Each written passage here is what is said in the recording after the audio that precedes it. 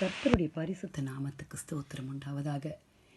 இன்றைய தேவ வாக்கு சங்கீதம் 24.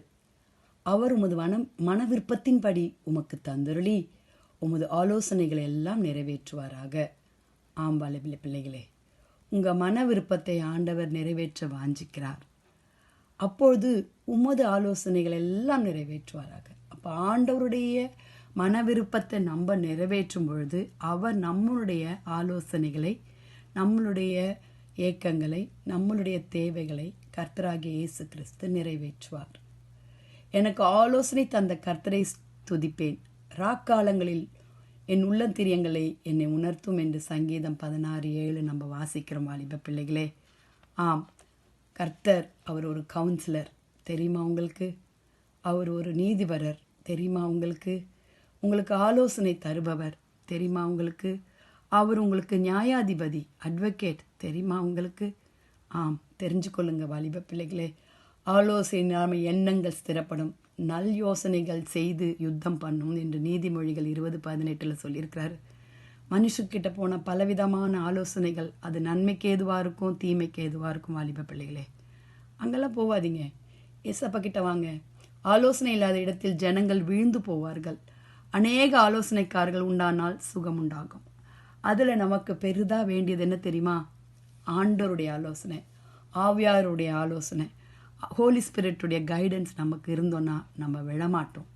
கர்த்தருடைய ஆலோசனை நித்திய காலமும், அவருடைய இருதயத்தின் நினைவுகள் தலைமுறை தலைமுறையாக நிற்கும் என்று சங்கீதம் 33:11 சொல்லியிருக்கிறது. வாலிப பிள்ளைகளே, உங்கள் ஆலோசனை அவர் நிறைவேற்ற வேண்டுமானால், உங்கள் தேவைகளை அவர் சந்திக்க வேண்டுமானால், அவருடைய மன விருப்பத்தின்படி, அவர் ஏங்குகிற பிரகாரம், அவர் வாஞ்சிக்கிற பிரகாரம் நாம் கர்த்தருக்கு கீழ்ப்படிந்து நடக்க வேண்டும். வாலிப பிள்ளைகளே, அவருடைய ஆலோசனைகள் எப்பவும் நித்தமும் நித்தியமான ஆலோசனைகள்.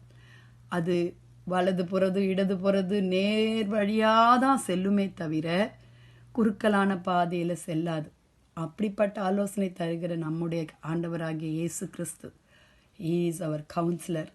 அவர்கிட்ட கேட்போமா வாலிப பிள்ளைகளே? இது கடைசி நாள். துஷ்டர்கள் என்னென்ன ஆலோசனை தந்து உங்களை பாவத்தில் கொண்டு போகிறாங்கன்னு யாருக்கும் தெரியாது. சத்துருக்கு மட்டும்தான் தெரியும், சாத்தானுக்கு மட்டும்தான் தெரியும். ஆனால் ஆண்டவர் உங்களை அன்பாக அழைக்கிறார். வாலிப பிள்ளைகளே, ஜெபிக்கலாமா? துதிகளின் மத்தியில் வாசமாக இருக்கிறங்கள் பரலோக தேவனே, அப்பா, அருமையான அந்த அதிகாலை வேலைக்காய் நஞ்சோடு உம்மை துதிக்கிறோம். அப்பா ஆண்டவரே, எங்கள் மன விருப்பத்தின்படி நீர் எங்களுக்கு தந்தருளி உம்முடைய ஆலோசனைகள் எல்லாம் ஆண்டவரே எங்களுக்கு தாங்க. அதன்படி நிறைவேற்ற கிருபை தாங்க. எல்லா வார்த்தைகளும் ஆம் என்றும் ஆமேன் என்றும் நாங்கள் வாசிக்கிறோமே ஏசப்பா. சங்கீதம் 139:17 சொன்னது போல, தேவனே, உமது ஆலோசனைகள் எனக்கு எத்தனை அருமையானவைகள், அவைகளின் தொகை எவ்வளவு அதிகம். ஆமாண்டவரே, நீர் கொடுக்கிற ஒரு சின்ன சின்ன ஆலோசனைகள், ஆண்டவரே, பரிசுத்த ஆவியானவர் எங்களை நடத்துகிற விதங்கள், ஒவ்வொரு நாளும் எங்களை கண்மணி போல் எங்கள் கைகளை பிடித்து நடத்துகிற காரியங்கள் எல்லாம் ஆண்டவரே பெரியவைகள், அற்புதமானவைகள், ஆலோசனைக்கு மிகுந்தது கர்த்தாவே. ஆலோசனை கர்த்தராக இருந்து எங்களை வழி நடத்துகிறீரப்பா. எங்கள் வாலிப பிள்ளைகளை நீ நித்தமும் வழி நடத்துங்க ஆண்டவரே. அவருடைய மன விருப்பங்களை ஆண்டவரே வாஞ்சித்து ஆண்டவரே தேவைகளெல்லாம் சந்திங்க ஆண்டவரே. பாவத்திலிருந்து மீட்டு கொள்ளுங்க கர்த்தாவே. வியாதிஸ்தர்களை சுகப்படுத்துங்க ஆண்டவரே. ஆண்டவரே, தேவையுள்ள ஜனங்களை ஆண்டவரே நீர் ஆண்டவரே பலப்படுத்துங்க ஆண்டவரே. ஆண்டவரே, ஊழியக்காரர்களை பலப்படுத்துங்க ஏசப்பா. தேசத்தை ரட்சிங்க ஆண்டவரே. பாவத்திலிருந்து தேசத்தை மீட்டு கொள்ளுங்க. வளமிக்க இந்திய தேசமாய் மாற்றுங்கப்பா. எங்களையும் தாழ்த்துகிறோம், குடும்பங்களை தாழ்த்துகிறோம், வாலிப பிள்ளைகளை விசேஷமாக நம்முடைய கருத்துக்குள்ளாய் ஒப்பு கொடுக்கிறோம்.